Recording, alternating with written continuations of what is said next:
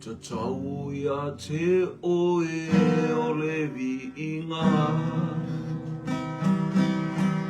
E te tau ia te oe o na whai o pesenga. E te tau ia te oe o na sisi o unei lima o te pese ai. Mavi ia oe. E te tau ia te oe o le viinga. E te tau ia te oe o na whai o pesenga. E te tau ia te oe o na sisi o unei lima o te pese ai. Mavi ia oe. Yehova Irae na te aumaia. Yehova Nese le atua manu malo.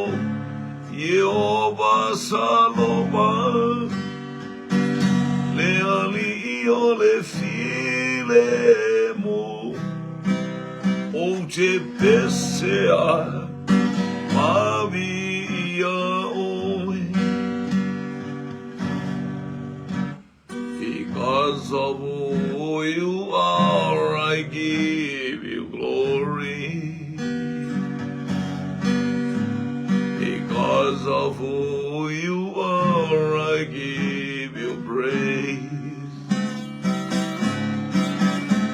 Because of who you are, for I will lift my voice to sing. Lord, I worship you. Because of who you are. Oh, because of who you are, I give you glory. Because of who you are, I give you praise. Because of who you are, for I will lift my voice to sing. Lord, I worship you. Because of who you are. Jehovah Jireh, my provider. Jehovah Nissi, you are to reign in victory. Jehovah Shalom, you are my Prince of Peace, and I will worship you because of who you are. Yehova Irae na te aumaia. Yehova Nese le ali o le manu malo. Yehova Saloma le ali o le file mu o te pese ai mavi ia oe. O te pese ai mavi ia oe. E o te pese ai mavi ia oe. Hallelujah. Glory, glory. Hallelujah. Bi ia le atua o atua ma le tupu tupu o le ali o li i. Le le toma le alo ma le nganga paia sili sili oe e te la e le vi inga e te pale i vi inga e te ofio i le vi inga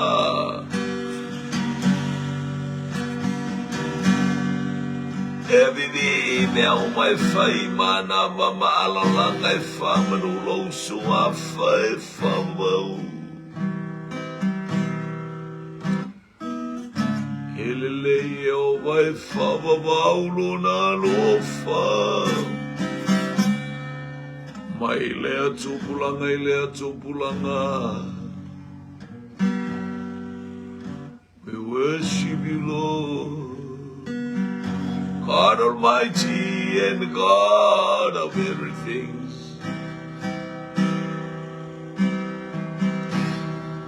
Jehovah Shalom Jehovah Nisi, Jehovah Rapha, Jehovah Ra, Tyra. Hallelujah. Hallelujah. Jehovah Tyra, my provider. Jehovah Nisi. You're to reign in victory, Jehovah Shalom. You're my Prince of Peace, and I will worship you because of who you are. For yatu oel viinga. Whaftai lo mātou ta mai mea umana waire nei tai ao. Whaftai lau whasoa ma leo la fau le malo si fau ma lau wha malo longa fau. Leo la fau ma ia te oe. Whapeane o mātou loto vi ia oe ma whaftai a lousua. Tasi mai ai le malosi a lau whanau le nei tai ao. A nganga pa ia. Mātou au na whaia le me te whina ngalo ia i ona o Iesu. Amen. Man.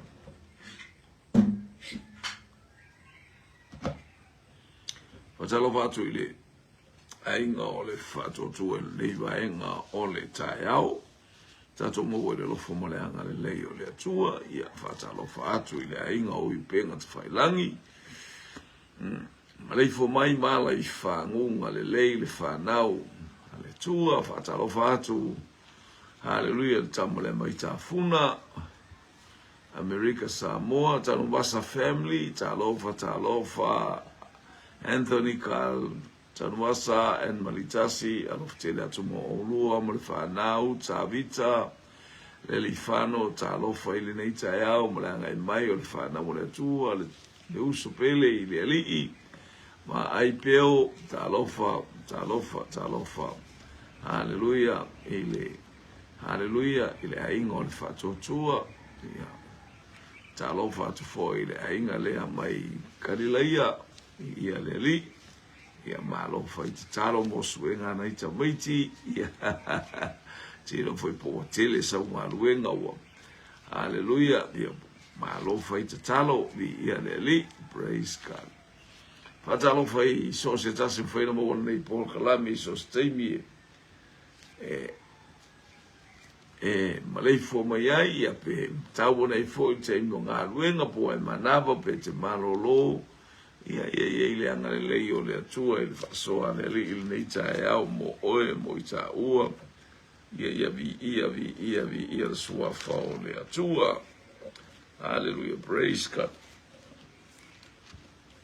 ia o le o ile ngomor con nicho non sa pues mo le ono e wata yais con nicho le o matun ta fa longo ile wingo ole tu yo leoti ole anga sala ia o bai Paulo yo tu mau ma le fa nga tia ia lualo o tu fa malosi ile nga luenga le li ma le noa ina ua uto I loa ele se mea whalea o ngā lo tauti ngai le mea uma e te whaia vi ia ilele o mea uma tātou te whaia ngā ruenga so se I tu ainga ngā ruenga tātou te whaia ele o se mea whalea o ngā lo tauti ngai ina ua I loa e vi ia ile atua I mea uma tātou te whaia ia ave ile atua vi inga ave le atua le whaamanu ma le whaanetanga o tātou loto ile mata upa sumare ono mo morko nito mta upa suru ono aole au te lenga mo le aupa ia le whapea mai o sauninga ese ma le moringa o le alofa ia vi ia le atua ia la langa ia tuai a ole au te lenga mo le aupa ia pei ona opoloa ia tu I ekaresia I Galatia ia whapea foi ona outou whaia. Ia whapea foi outou ona whai a. Ia lono minga aipo oni sauni minga oni mea whaia ni mea alofa a. Ma esel mānei o runga lue ma whai mea alofa I lista ngata a. Sel mānei o pe o tautu ala mara tusia e peru lon ta upa sutolu whai upa suono. O le alofa atu, o le angale lei ma le alofa atu. O taulanga ia e fia I le atua a. Ia lea o mea pei ai o ni mea sao po ni mea foi ai e sa poloa ia tua ile apostol tautu hana ma outou. Lai fai le karesia I Galatia. Ia whape na fo ia te outou wha mole outou konito. Ia o Galatia lai asiaiti wal mamao ni mea ia. Hallelujah. Ei asiaiti Galatia pei teki a el teimi nei a. Aya. Soleo o lele ia I solele. Mamawa o ila I asiaiti a o oi Europa. Ia po oi tutono o eleni e iainu ule o kolonito. A o Galatia I asiaiti a. O ka nyana mai la fo e fai mea alofa fo na e kalesi. La e fai mea alofa o e falongo mai la ma tatou falongo. Ia ta pena sau mea alofa. Te iloa o se me whaamanu ia I lea tangata ma lea tangata ia fai mea uma. Mole vi inga o le atua. Fai mea uma lava mole vi inga o le tatou. Tapa au o ile langi. O lea so mua o lea vaisa apati. Ma lea vaisa apati. Ia outouta I tasi matuane ai ni ana mea ia whaatatau mea e teu malona manuia. Ina nei whaia ni ao te lenga pe a oualuatu. Mana ia leo o ai lea vaisa apati ia teu mea lea o le tupele tu I lau tupele o tupele le whamai paulo. So ani le karesia oka io ia vai le aso amana mea a. Aso amasi mea ia e o atu o matu afa manuia le atu a o la ina watu o ni fatu afa ia le teimi sauai. Le anga e pisi ai. Ia e pe ia o matou a fatu matou e karesia. O le aso o le masina nei whaisi taulanga ma le masina le la saunei. Ia ao mai whaputu mai. Ai ao o la ina e fatu ai te ia tu le teimi muli. Ke ia e o so mai ma le sfala me lave o le whakau I loa ai tango te mana tua me ala matou a inga e whai. A tango e mogo le matou a inga lana tupe foi. O la usfurua e tango atu lana sfurua. O ana tupe umai mo e tupe e whai e iana se furua I whai. A o atu nei na. E o atu. E alua lana mawhau lana sfurua I. E o atu lai leo sa ola. Ia le li o iso ia le tua malo al faz fulua ia le tu e atu ele tei va me to abusa la tu pe to fai le tu per te mo ki pisfulua axole hallelujah I fale sein afo soina ta lofa lava saline seve ia le atu pe a o watu ona o wina atu lea pe a o watu ona o wina atu lea maletusi o ila to we filifilia e o to la to te momori atu ia o to me alofa I Jerusalema vai me ave ia mai e le mamao le me ave e ia me alofa mataulia la le fa me avatu mana tusi ia no winga e le o fa tasima au vai ngalo no winga to eta milo atu inisi e karesia ia le me alofa la avatu e male tusi le limo le apostolo ia o me na fa me alofa tu ai le ainga mai le ainga ia o ka praise God o ile ainga o ile kalesia vi ia le faimia umai vi ia ile atua a ai a faia tatau ona o waru foi ma tou te o fatasi mau ia le fai mai a faila e tou te mai tou te a faia o tou te mina o tatou o fatasi oka tapenanga la io la fai fa mo le apostolo e onto e asiatu isi e kalesia tu e fasusu watu e peona e vai e fasusu tatou ainga i tae ao uma fasusu tatou ainga i le ataimi ma le ataimi a uli a fiafi ia po fea lama le vai taimi o le timu fa le anganga lea po fea le wanga i te manuia ai pe te manuia le tae ao pe te manuia le uli pe te manuia fo i le a fiafi e tofu a taimi ma le wanga o le upuna le atua ia faimia uma ia manuia isi o tatou ainga mai ava vasanga su ta lofa lava ia ile ngala le o le atua ia le pa o le atua ile asi o tatou ainga tiu mfaivo na ia so sermana ia o le mana o le apostole fia o ia la le mfaina o ia a faifo ele o ia o ma le tusi a vatu Yerusalema ele ma faina ngalo le ele ma le nu e a fua mai aile haleluya na fua mai aile tala le leipe o la keriso haleluya e mai ai utai al fa o tanga a e ave ai aile fa mo e fa pena fo ile meoro e tapua ai me o tato tapua ai ave ai lo foi me le lei va ai foi fi auti tanga ave sa ia ave se me io pola se me mana ia ave ia le ngata ia ia ave mamau na vai fi au ia na ia tangata ia tafa si ainga na ia tafa mo sau fas povi ia mo mai foi sau ia tu fatu ia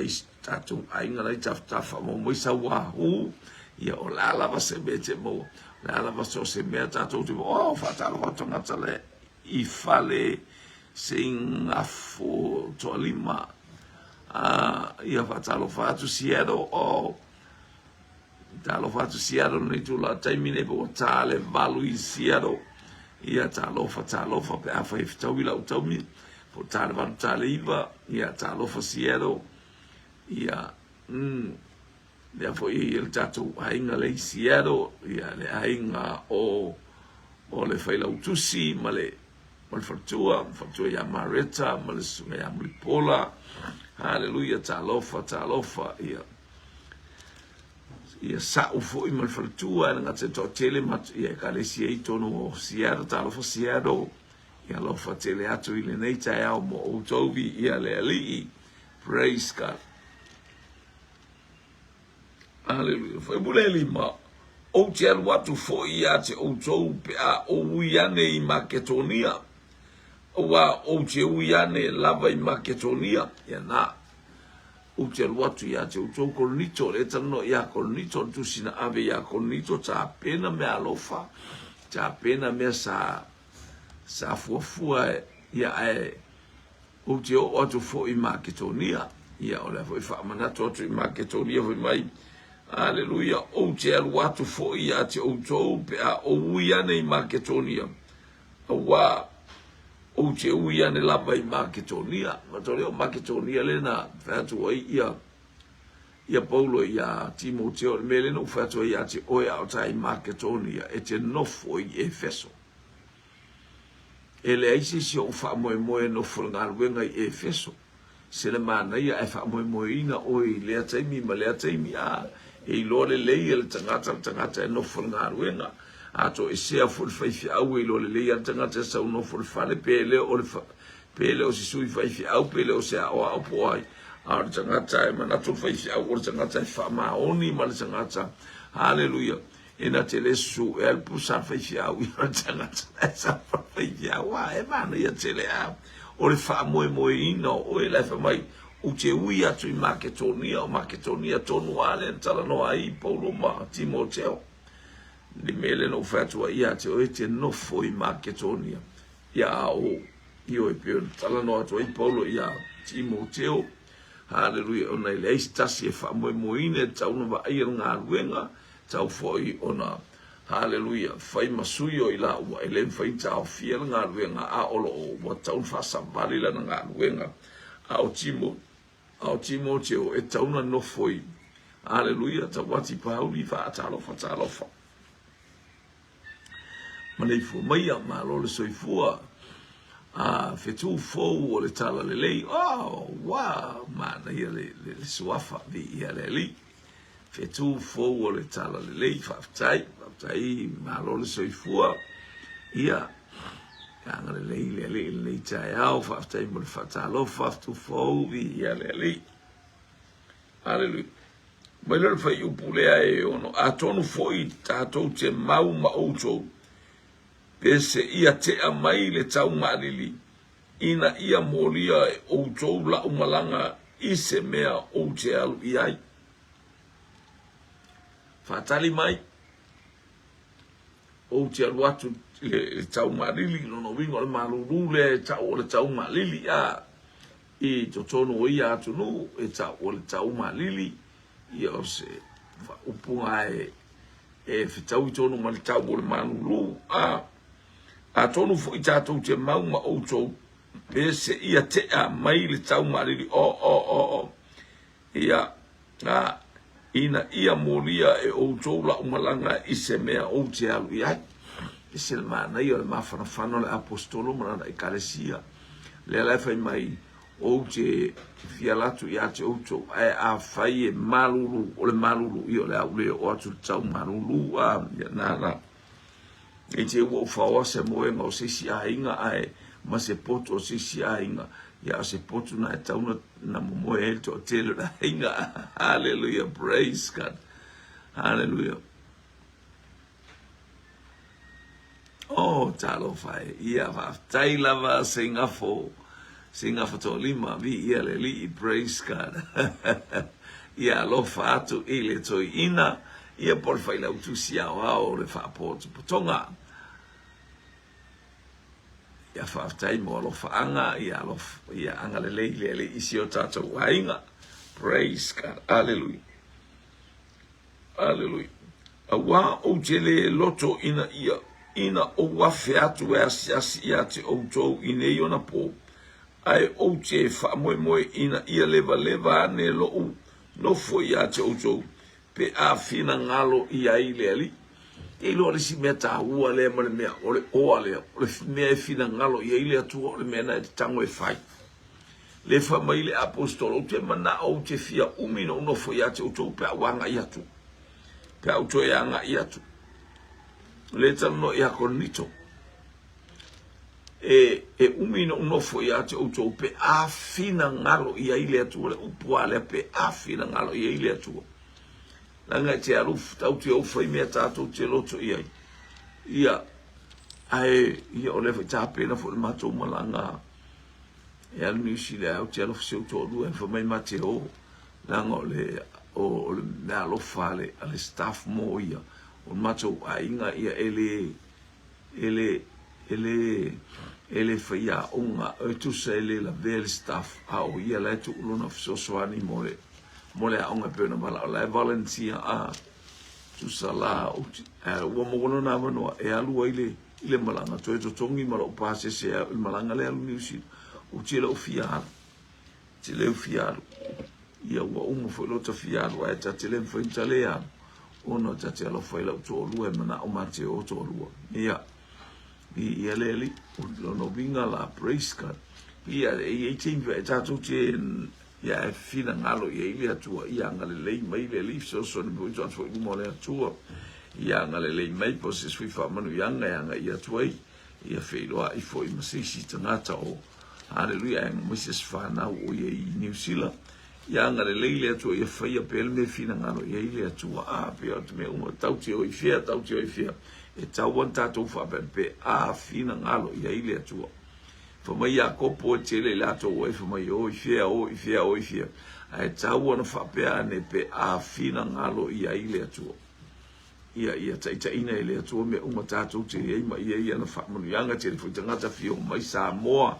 Hallelujah, ia o le teimi tatau ma le teimi taui matupe taui malato se leni wa mai nei ia o le se leni ya me fia aina i tamaiti a fa pena na ia to fa na alo ma fa na i mea e fia i New Zealand ai o mai nei ia le umi e o mai tele to tupe alo ia tele na tanga to mai o i fatan malo e mo ia o ia inga e ba ia ai tau ana no foi le me tau na a maluti ai na tamaiti a fa pena ia tu me e o i tamaiti ina ia ile anga le fasino fo ia ile ainga ia ai vai foi se me fia na tamaiti mo e mata fa o lunga le beach hallelujah ia le to me pula le val ai o te no fo pe e feso se ia o ile pentecosto ia o le ala tātou te ino al tusi le tusi mai e feso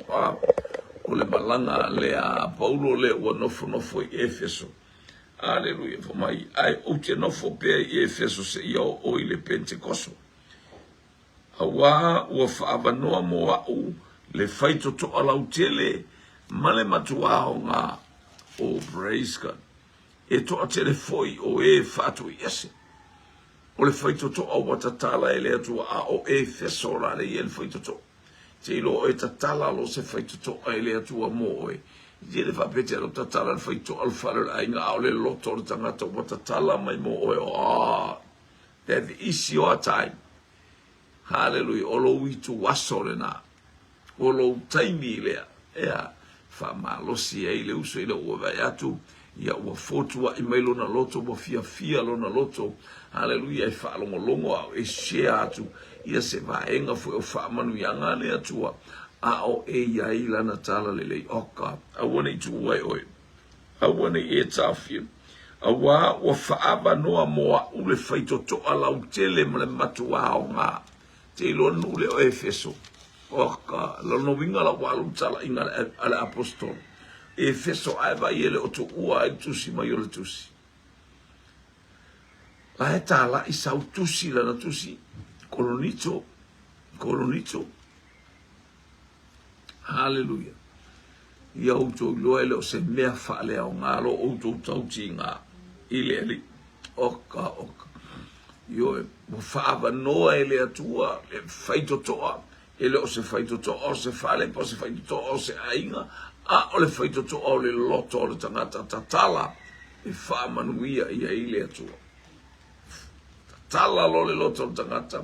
Te loa tatala noa ai tau ule ai ska me ai la kupe ai le wa ilo inga wa close lua porka la lua maftanga mai nga ilo o te pole la sutala pe lua sutala oka hallelujah o me ale tino me na a o me ale nganga le a o ina mo watatala ele atua le faito to amo oe e te fa ma losi e lo so ele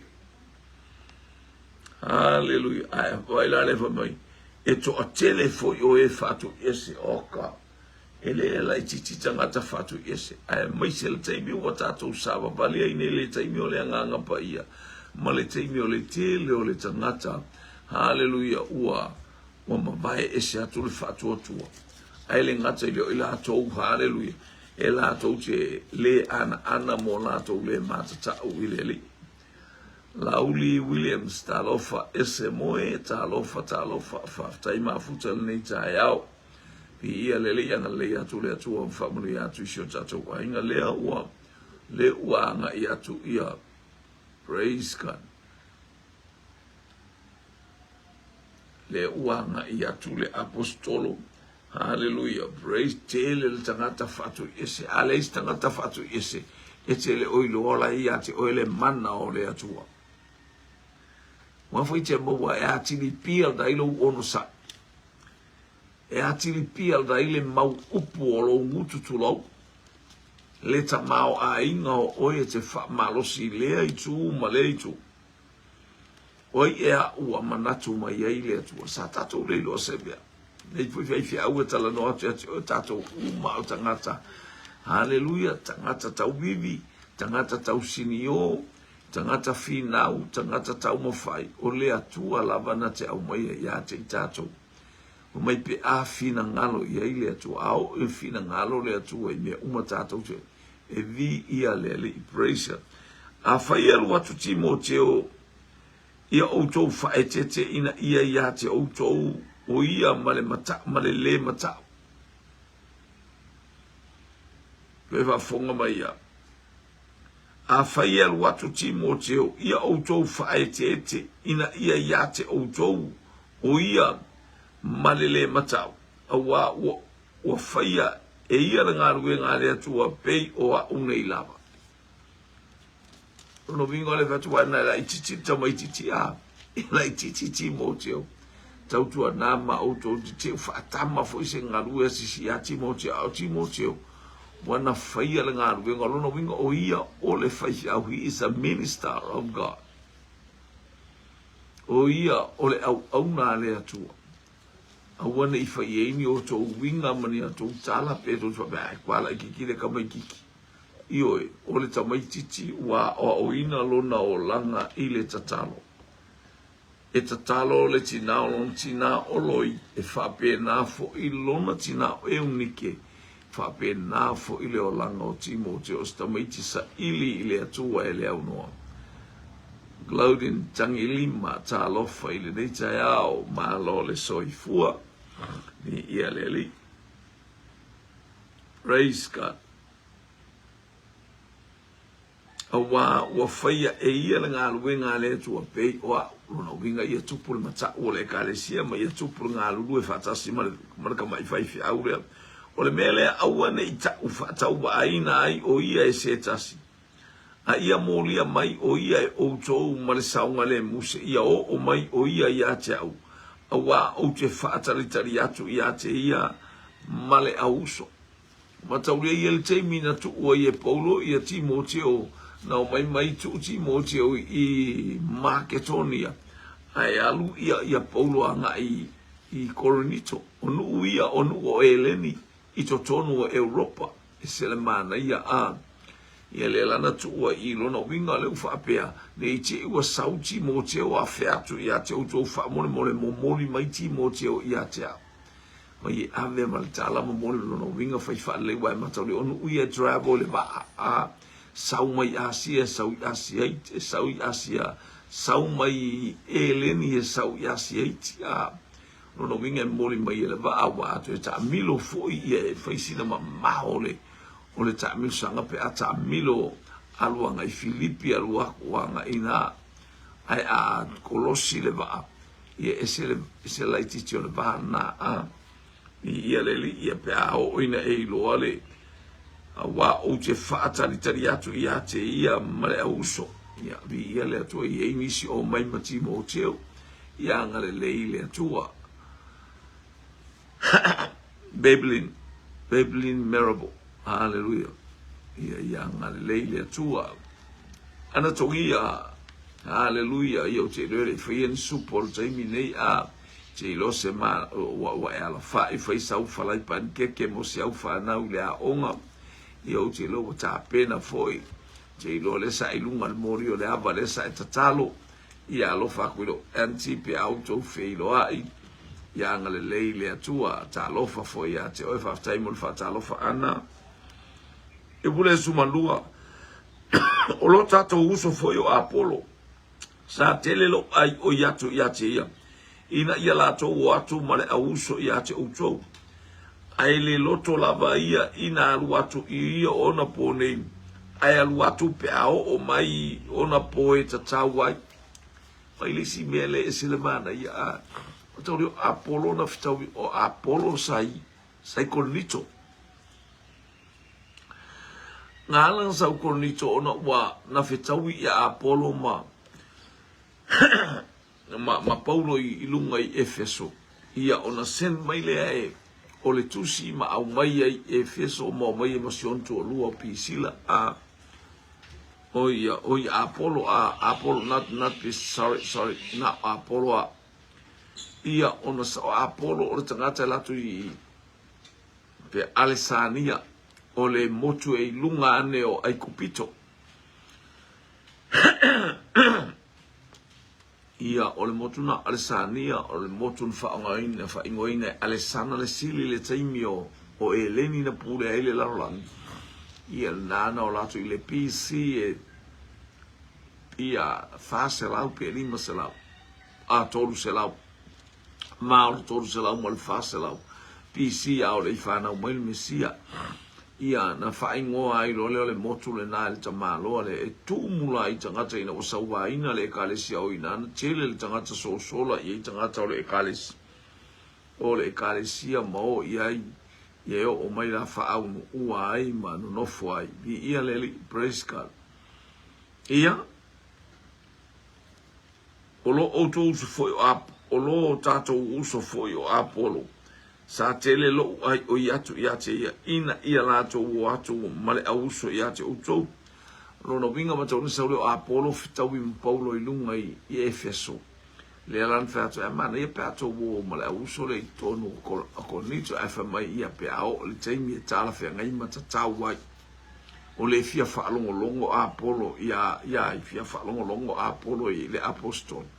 Se o le afo I si whaamanu yanga mo ia ona nga ia I lola ia lea I koloniso ia au e fia whaalongo longo ai na u whaalongo o tala noa Paulo.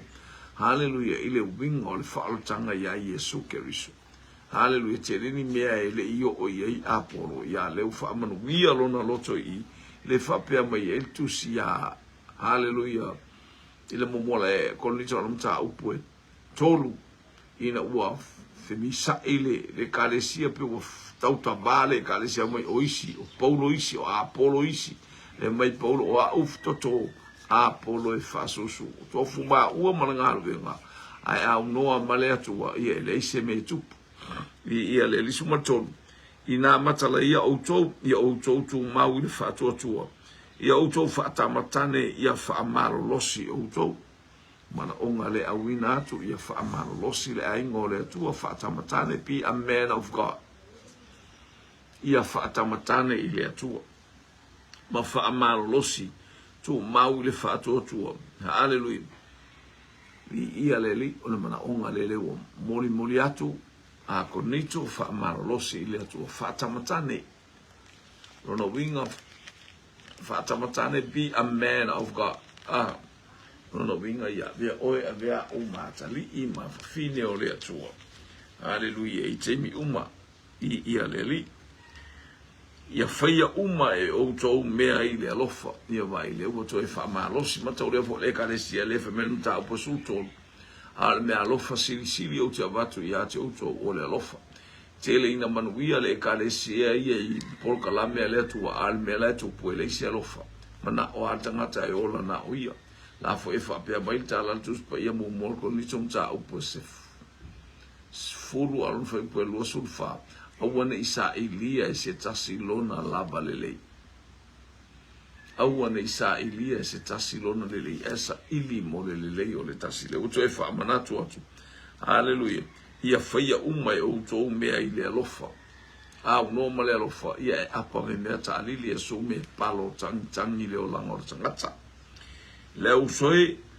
ua outou viloa le ainga o Setefana o le whaapolopolo I lātou I akaia ma ua tu ina atu I lātou e au auna I le au pa ia o te ai o ia tu ai ia te outou ia le ufai mai le ainga o ofo mai o lātou e tausia o lātou e o ani mea o atu le au pa ia e afe o lātou fale no foai o lātou ainga hallelujah tausia fai mea ai fai lava o se ofo le ainga o kare au le o le au soe o outou viloa le ainga o Setefana o le whaapolopolo I lātou I akaia I o akaia o nua ko nito o le tasitauranga le nai hallelujah o ate nai ia e iai le mele ta o akaia a tuso le lau mua ate nai ia o akaia le nua akaia o le whaapolopolo o le alawinga le upu whaapolopolo o se mea e manu ia ai,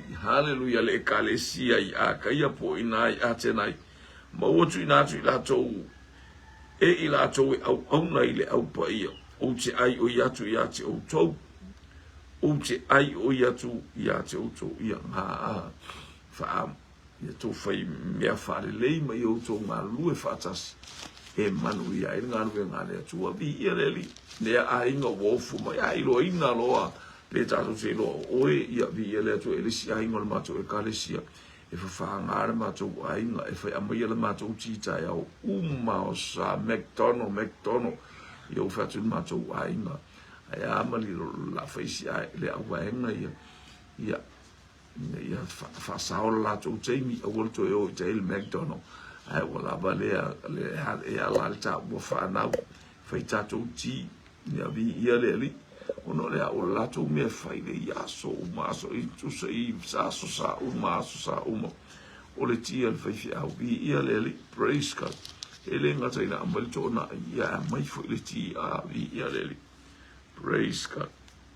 Le au soe, wo auto i loa, le ainga o se whapapolo i a kaia sumo le ono, ia outou susta i e o whapea atoa ma i lato uma o e fisosori mai matauti ngā, ia maua ngā lue whatasi, o le winga leo le whiau o le atua, ia maua ngā lue whatasi, maua le whamalosi o le tasi, o fua le ita lisi pēa ato le mea o sau mo le tangata le whare le whiau, o le o whai mailea na ia polo kalame mailea nganga o le atua. Haleluia, na te whai aise mea, e fesoasoani i le aupa ia vi ia le atua. O au fia i leo o mai o se te whana, ma Fortunato, ma a kaiko, a wala tō wha ato mai a outou mea sato toi, a wala tō wha mawhana ina lo roto atoa ma lo outou, o le mea lea ia outou tari le iai i e ua whapea, ia. Pei o tō langa o intangata sa hafe ane i sa hafe ane i kolonito, ia lea ua o ma le tala i a Paulo oka le mānei o ngā luenga i kolonito, a leanga le lei o tangata i oe, lea i oe pei a rwha ona amai o tusi a Paulo o le alofa, o leanga le lei, lea ua o malato umatu afia fia ai le apostolo o lo fua mai le ngā luenga sa taumwhai, a le fua lau ngā luenga i whai ia fua mai ngā luenga ono sai le tele o whaafitau o lo ina na o lo whaapele le ile la aupo o le anganga o le whaatoanga le ato ina ia tupu maola. Hallelujah, fumale iwa ma le lua fulu e whaangata le tato polkanga. O lo alo whatu ia te utole kalesia o iasia, o lo alo whatele ia te utou i le ali o akula, ma pisila ma le kalesia i lo la fale, o lo alo fatu ia te utou le auso uma. Le auso uma vi ia le atua. O Marcos. O yo fa ipumuri ia. O lo alo fatu ia te utou le auso uma. Ia utou fe alo fani le fe asongi pa ia. Me le ta o le fe asongi pa ia. Ia o le fe akisi. Ia fe fa feiloa ele. Listangata. Hallelujah. Ni loa le market, mo fea lava ue te alo e feiloa i malo uso. Ma i mai tangata por abe o fea kisi eira kanga kaerelo. O le fea songi pa ia wa feiloa i o le loto tatala i whaamanu yanga le atua ina ia o atu le whaamanu yanga i le uso. Hallelujah. Wa o Paulo sio walofa ia te outou i la ulava tusilima. Ai se tangata e le alofa i le ali i o Yesu Keriso. Ia anatema maranata lava ia. Le ufa me auto wa istangata ia. E le alofa ia anatema. Ono winga o le ato leo le fetu ua. O watou te alo lofa ia. Ia te auto le alofa tu noa o le ali i o Yesu Keriso. Ia te auto umalo ua lofa ia Keriso Yesu. Ia o le alofa nao Yesu Keriso. Momori e Paulo i le ekalesia o mea uma foi wa apua ia. Hallelujah. Ia wa apua i malona loto tele malona loto fia. Ile ekalesia, praise God. Ile ekalesia i kolonito. Ia ile analei. O le atua i neita e alfa. Ia le atua i lo wainga.